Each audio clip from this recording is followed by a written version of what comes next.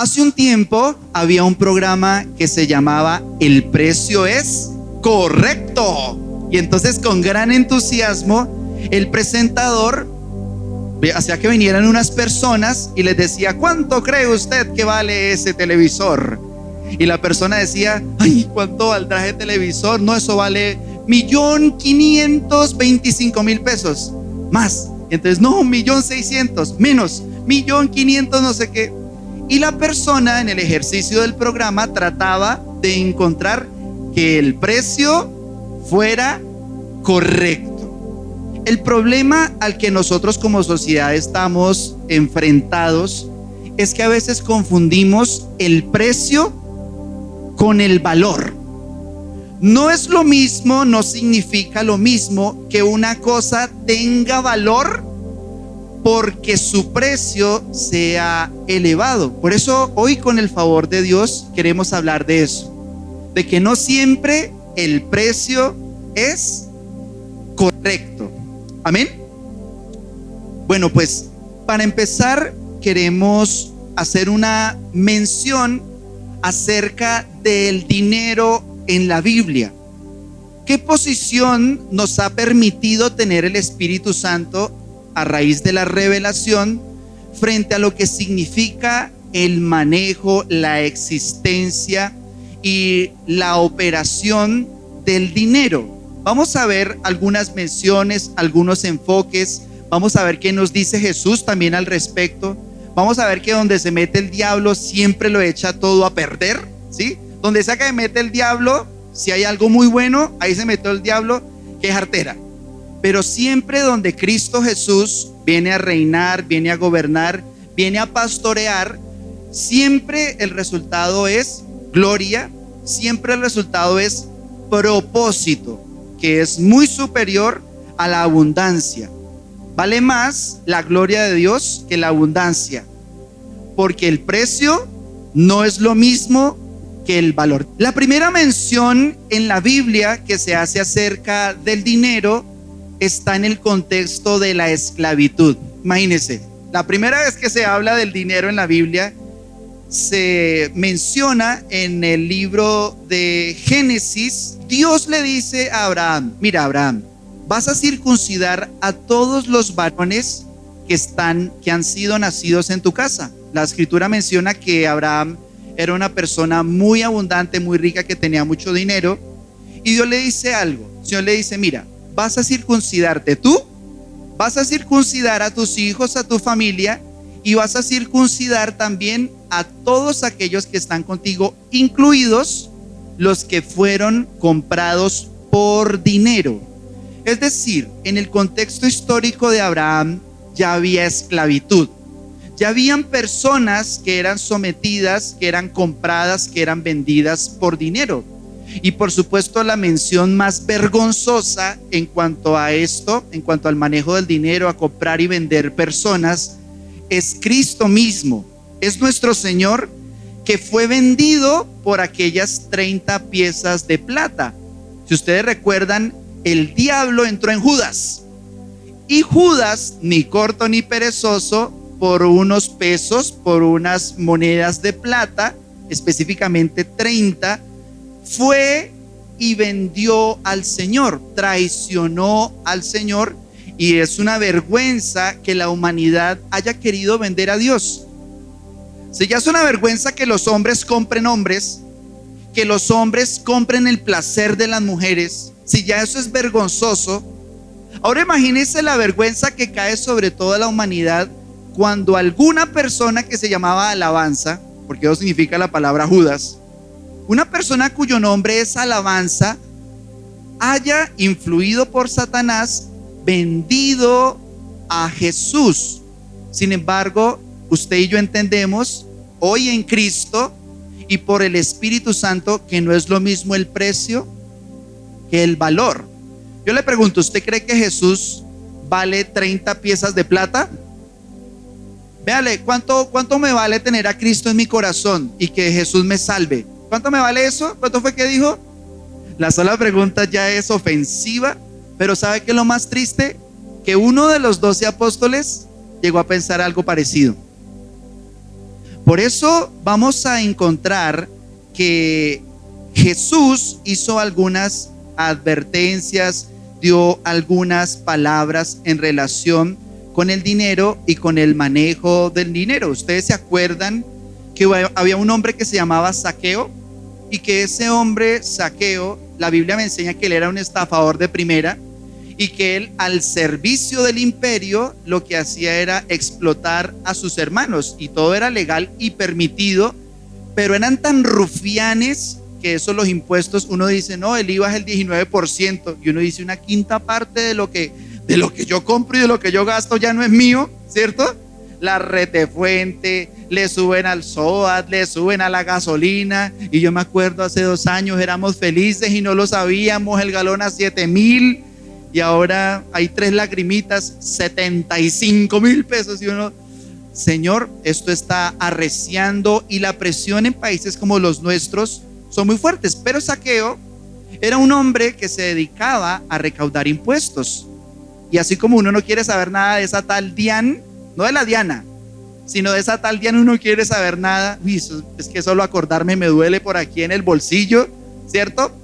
Pero Zaqueo dice, cuando Cristo entra y le produce salvación, él dice, la mitad de mis bienes la voy a entregar y la voy a regalar a los pobres, y si algún deudado, si a alguien yo le he hecho daño, se lo voy a devolver 4 veces más. Y la escritura menciona que hubo un gozo, una alegría. Pero también Jesús advirtió acerca de Mamón.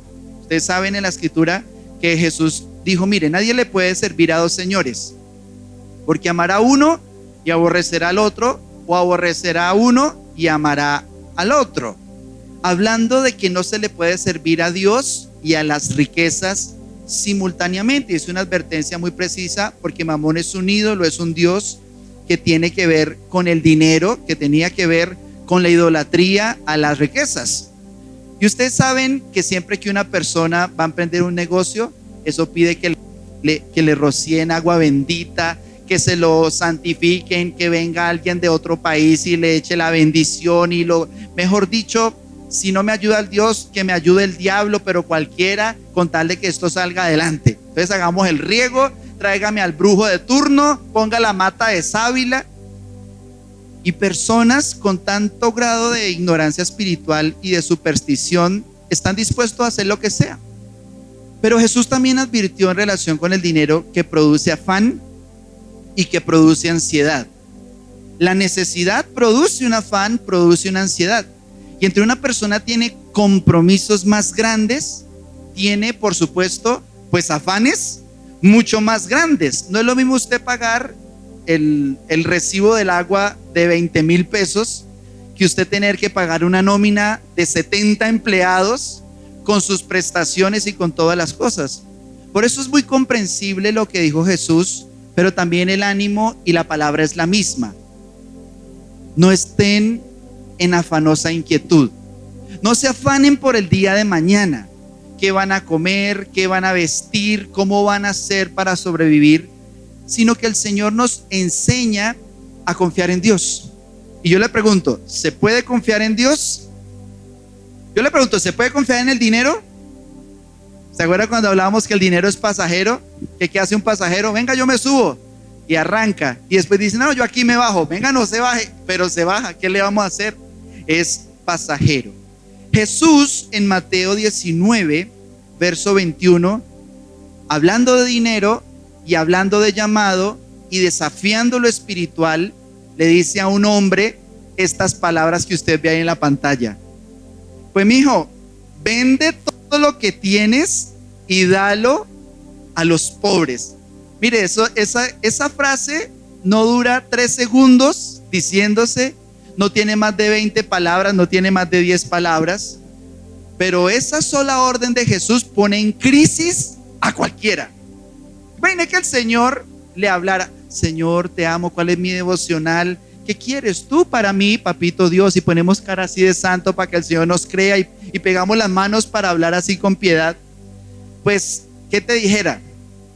Y el Señor viene y dice, pues vende todo lo que tienes y dalo a los pobres. Señor, pero es que el pobre soy yo. Más bien manda a otro que venda todo lo que tiene ¿sí? Pero la fe puede significar una crisis, incluso financiera, y que muchas personas no entiendan. Porque este hombre, la Biblia enseña que se fue, y que se fue muy triste. ¿Por qué? ¿Por qué se fue triste el joven rico? ¿Porque era joven? ¿Porque era íntegro? Sino porque tenía muchas cosas. Porque la fe puede generar crisis, el llamado puede generar crisis tremendas. Pero no conforme con eso, miren lo que enseña la palabra del Señor en Mateo 19:23. Esta me parece más radical, porque el muchacho se fue y Jesús se quedó hablando con los discípulos. Y yo creo que algún discípulo le diría: uy, Señor, pero se la mandaste al ángulo. Señor, pero Señor, mira lo que acabas de decirle a ese muchacho, pues lo hubieras dejado que estuviera con nosotros. Y el Señor les explica el propósito real de lo que se mueve en lo espiritual en relación con el dinero. Dice: difícilmente un rico entrará en el reino de los cielos. Lo interesante es que un pobre tampoco. O sea, para los pobres también es difícil. De hecho, para los hombres es imposible. Pero por su gracia, por su favor, por su sangre derramada en la cruz, Él nos ha regalado salvación sin necesidad de pagar ningún precio. Pero Jesús lo menciona muy específicamente: difícilmente un rico entrará en el reino de los cielos. Y continúa el Señor hablando en ese sentido en Mateo capítulo 6, versos 19 al 21, dando una directriz. No es solamente una opinión, una mención, sino que es una directriz precisa. Quiero que cuando usted escuche este versículo, cuando usted lea esta palabra, recuerde que esto es palabra de Dios y que esto es la voluntad del Señor. Dice así la escritura: no se hagan tesoros en la tierra, donde la polilla y el orín corrompen, y donde ladrones minan y hurtan. Mas háganse tesoros en el cielo, donde ni polilla ni orín corrompe, y donde ladrones no minan ni hurtan, porque donde estuviere su tesoro, allí estará su corazón. Este versículo funciona como una balanza para que esté perfectamente equilibrada, como todo debe estar. A un lado, ¿qué dice el Señor? No se hagan tesoros. Esa es una parte de la ecuación. No se hagan tesoros. Uno dice: no, pues me queda fácil esa, Señor, vamos bien, ¿sí? Uno mira, si uno abre la nevera y está el ratoncito comiéndose las uñas, y uno dice: uy, Señor, hasta esto aquí pasamos hambres todos, ¿cierto? Esa es una parte de la ecuación. Pero ¿cuál es la otra parte para que la balanza se equilibre?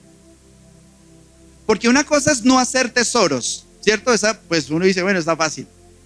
Pero la de hacer tesoros en el cielo es lo único que puede complementar el manejo preciso, correcto y eficaz del dinero en la vida de cualquier persona.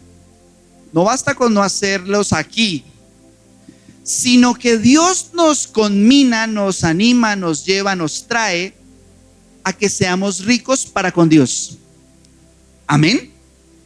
Yo le pregunto: ¿para con Dios usted se considera una persona por allá en lo más hondo de su alma, un miserable para con Dios?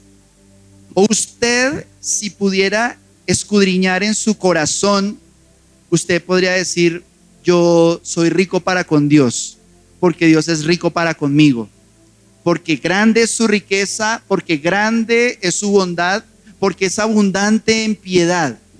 Yo le pregunto, ¿eso es un buen síntoma? ¿Usted se siente para con Dios pobre? Porque incluso eso te acerca más a Dios. Porque Jesús dijo en Mateo capítulo 5: bienaventurados los pobres en espíritu, porque de ellos es el reino de los cielos. ¿Sabe por qué? Porque una persona pobre, muy pobre y en mucha miseria, ¿qué empieza a hacer? No. Una persona muy pobre que empieza a buscar. Pero no se me salte que esa es la segunda parte. Una persona en mucha necesidad, ¿qué empieza a hacer? Pues pedir, buscar, y a veces uno busca donde tenga que ser. Pero si uno se siente pobre en lo espiritual, ¿qué empieza uno a hacer? Y uno necesita ser consciente de la miseria espiritual para hacer tesoros en el reino de los cielos. Pero uno dice, bueno, Jesús, ¿cómo así? Porque es que yo leí una parábola por ahí donde tú dices que el buen siervo es el que multiplica los talentos y el buen siervo es el que acumula riquezas para su señor. Bueno, un momento. ¿Por qué por un lado me dices que acumule, que multiplique más bien? ¿Por qué por un lado me dices que es sabiduría de Dios y que es fidelidad multiplicar? ¿Por qué tú me dices eso, pero por otro lado me dices que no haga tesoro? Y es una pregunta sincera, genuina. ¿Y por qué Jesús dice que multipliquemos lo que se nos dio? Porque el libro de Proverbios está plagado de consejos sabios acerca de cómo tener abundancia. ¿Por qué en la escritura consistentemente se nos menciona que cualquier persona que se mete con Dios inmediatamente empieza a florecer, a prosperar, a abundar? ¿Y sabe qué habla la escritura incluso? Sobre abundancia. Una cosa es la abundancia, ¿sí o no? Oiga, qué rico, tengo abundancia. Pero otra cosa que Dios habla para las personas que diezman, por allá en Malaquías, dice que hay una facultad que es la sobreabundancia. ¿Por qué Jesús me dice, por un lado, que multiplique todo, que la sobreabundancia hace parte del plan?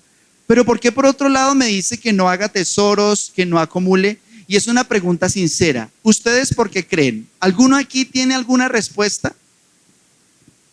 Ayer que salimos, una de las primeras personas a las que se le pasó el mercado y que fue una experiencia bastante chocante, es una señora de cabello blanco. Es una mujer hermosa, ya muy abuela ella, ya es una señora mayor, y la señora tiene todo su cabello blanco y tiene los ojos claros. O sea, yo me la imagino de jovencita.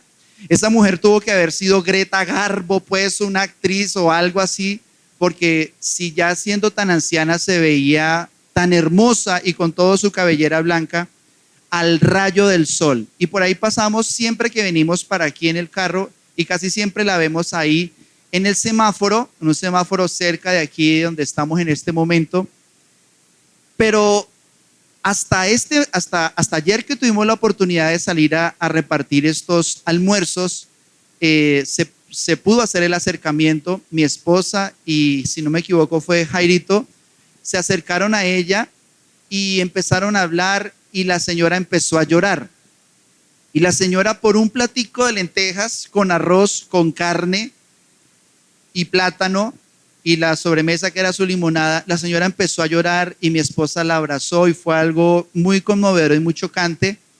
Pero lo que me devastó el alma realmente al escuchar la historia y lo que quebró también a mi esposa es que la señora le contaba que le estaba pidiendo a Dios, que estaba juntando para el almuerzo porque no tenía, y era ya casi la una y pasaditas, y no tenía para almorzar, y llorando le cuenta a mi esposa que se le acababa de acercar una persona, un muchacho, un señor, no sé, que se le acercó y le dijo: si usted se acuesta conmigo, le doy 20,000 pesos. Y con eso ella pensaba ir a almorzar ese día. Y yo digo, escuchando esas historias, si eso es una señora que no baja de los 60, 70, tal vez 80 años, ¿qué será la vida y la experiencia de las mujeres, de las jóvenes y de las niñas que pululan en nuestras ciudades, en nuestros países, debajo de los puentes, en las esquinas, en las ollas? Mujeres que no tienen otra opción. Es que no hay más, no hay alternativa, y mucho más si el yugo de la drogadicción toma protagonismo, porque son tragedias de todos los días.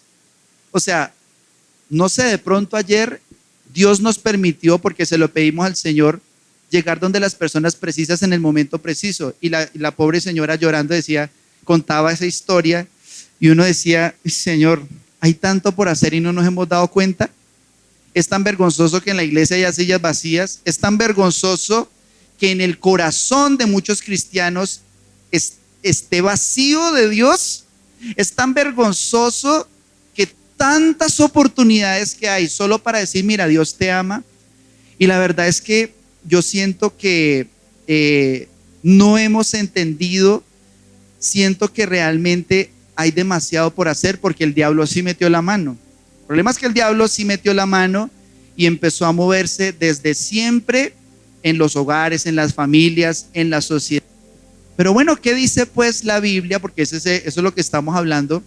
¿Qué menciona la palabra de Dios acerca del diablo y el dinero? Y ya hablamos la primera mención, ya hablamos qué dice Jesús, cuál es el consejo de Dios, pero vamos a ver así muy abuelo de pájaro muy rápidamente qué dice la Escritura acerca del diablo, de quien se dice en Juan capítulo 10 verso 10, dice, el enemigo, el ladrón viene a ¿qué?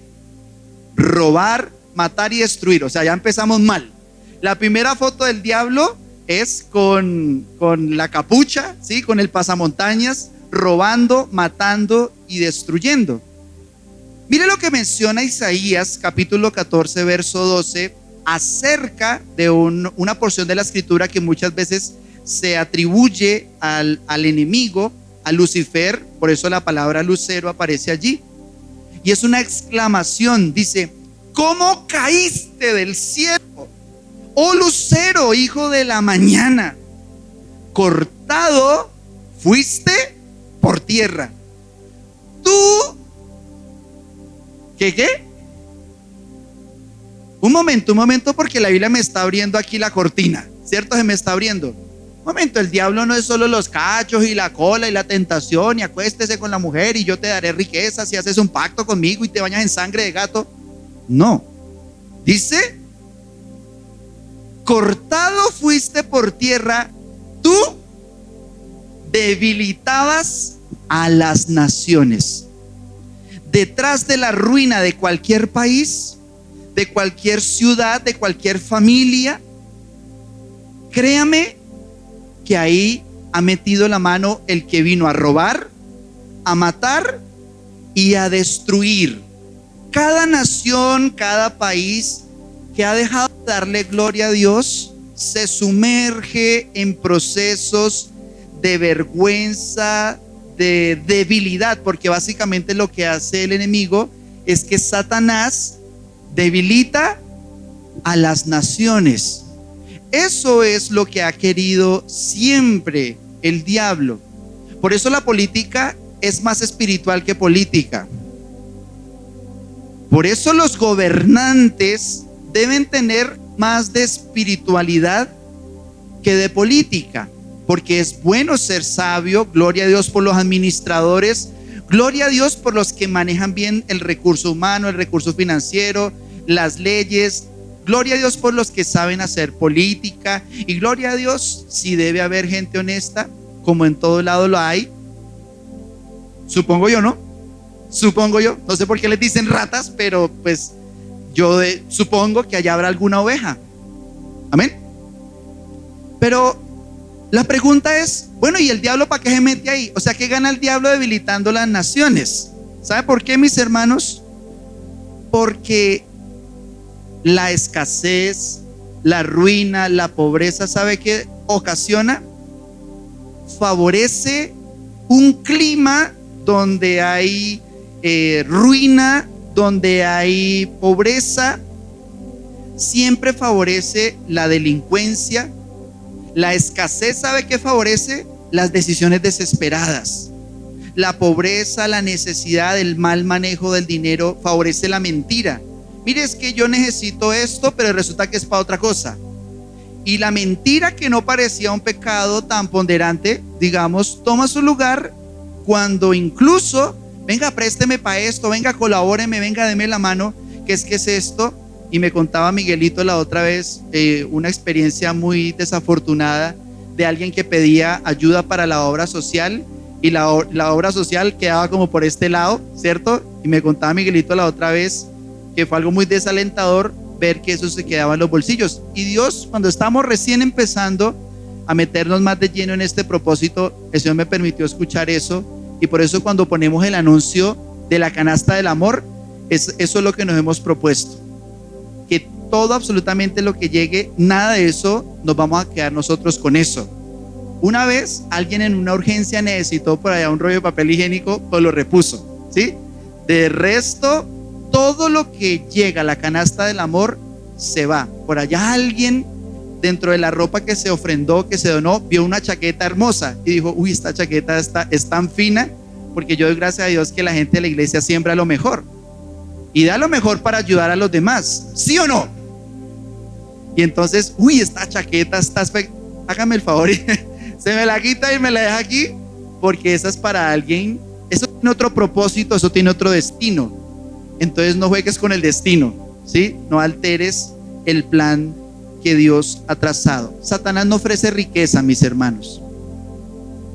Se equivoca la persona que piensa que el enemigo, que hacer pactos con el diablo y meterse con el diablo, le va a traer riqueza, le va a traer bienestar. Porque siempre que usted se mete a apoyar financieramente algo que el diablo apoya espiritualmente, parece en un principio que hay una gloria, un florecimiento. Usted pone la cadena de oro y usted se deja crecer la barriga y toda peluda, todo horrible, y usted sale así, todo traqueto, y usted, ¿cierto?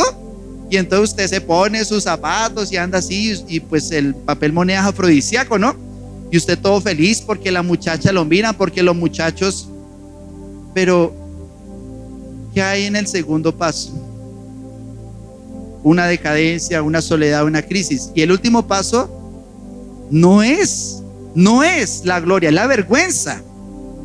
Por eso, mis hermanos, Satanás no ofrece riqueza sino miseria, porque él plantea la codicia. El problema con el diablo es que busca tanto despertar la vanidad y la codicia, pero Dios ha dicho que él va a proveer para las necesidades de todos. Dios puede proveer para las necesidades de todos, pero no para la codicia de todos. Es Dios el que te va a sustentar. Dios te sostendrá. Es que esa es la verdad. Esa es la verdad. Y vamos a ver solamente un versículo. Efesios capítulo 5, verso 29 lo menciona de la siguiente manera. Dice: porque nadie aborreció jamás a su propia carne. Dice la Biblia, hablando del matrimonio, que el que ama a su esposa, a sí mismo se ama. Y en este contexto que habla de familia, le dice a los hombres: mire, ame a su mujer, ame a su esposa, porque ella es carne de su carne, ella es coheredera de la salvación. Y explica: porque nadie aborreció jamás a su propia carne, sino que ¿qué hace el esposo? La sustenta y la cuida, como también Cristo a la iglesia. Mire la buena noticia. ¿Quién es el que sustenta a la iglesia? ¿Quién es el que sustenta a la iglesia? Es nuestro Señor. Bueno, ¿y quién es la iglesia, pues? ¿La iglesia del pastor? No me digas a mentira, pues. ¿La iglesia quién es? Todos los que acudimos al llamado de nuestro Señor. Pero esto es delicioso. Lo que vamos a ver es tan hermoso que por eso tenía que ser al final para orar con esta verdad escrita y fresquita, recién salida del horno. Esta versión es la 1960, que es la que usted tiene. Pero resulta que las Biblias van actualizándose la traducción. Y vamos a leerla en la versión del año 77. Porque nadie aborreció jamás a su propia carne, sino que la sustenta y ¿la sustenta y qué? Un momento, ¿qué hace Jesús con la iglesia? La sustenta. Mire que la Reina Valera, devuélvelo por favor, porque la Reina Valera, ¿qué dice? Dice: la sustenta y la cuida. Suena bonito, suena como un papá que cuida a su hijo. Pero mire que es más profundo, y me encanta que la versión 77 se acerca más al original en griego. Dice: la sustenta y la trata con cariño, como también Cristo a la iglesia. nadie aborreció a su propia carne. Quiero decirte que Dios no te aborrece. Es imposible que si tú eres la iglesia, Dios te aborrezca, te rechace, te odie. No es posible.